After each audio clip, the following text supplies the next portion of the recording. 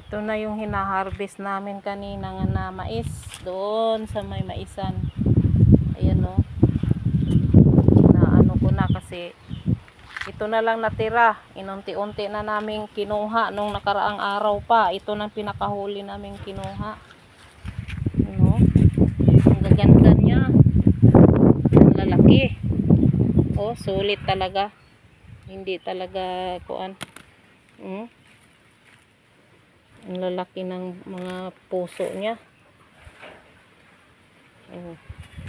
Kaya magtanim na naman ako uli. Yung kanina nagtanim kami para hindi mawala yung variety niya kasi pagkaganda ng variety. Yun.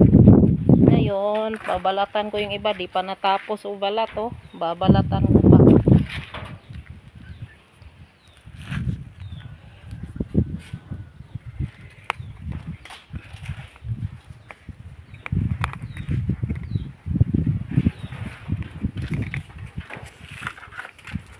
Babalatan ko ang iba.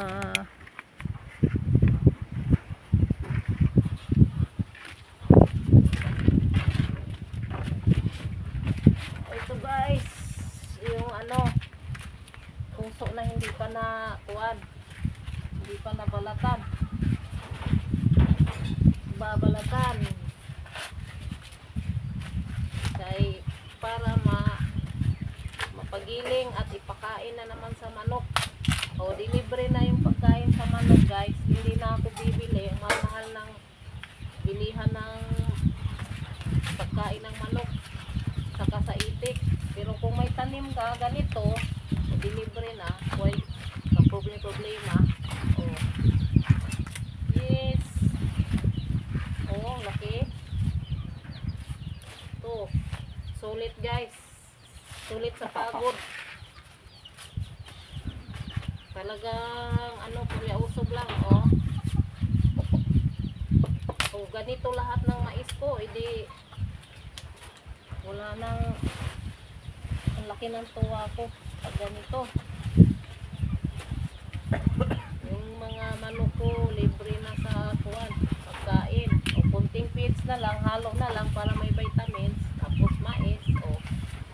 Kasi yung mga manok ko pag wala talagang ibibigay na mga pagkain, katamlay oh, hanggang sa may dulo yung laman niya, hanggang dito sa may dulo talaga oh. Oh. Sulit guys oh. Wala nang natira dito, puro na sa ano, laman oh. Ang galing, ang ganda oh. Walang kasi kasayang-sayang yung space niya, wala nang space. Ito na lang natira. Kawawa naman yung mais ko. Talagang nagsipag talaga siyang magkaroon ng butil. Ang ganda ang variety niya eh. Kaya nang hinayang ako na mawala siya, kaya lagi kong tinatanim. Natanim ng mister ko. Sayang mawalan kami ng ganitong klaseng mais. Pagka tamis-tamis pa naman yung nilaga ko dati.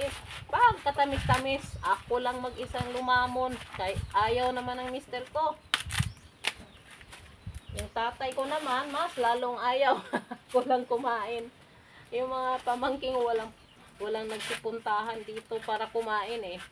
Nung araw na yon, kaya ako lang talaga kumain nun. Iwan ko lang nitong tanim namin ngayon pag nakaroon ng bunga. Kung mayroon na pupunta rito at manghingi ng ganito. Ayun na. Yun na lahat guys. Bye bye.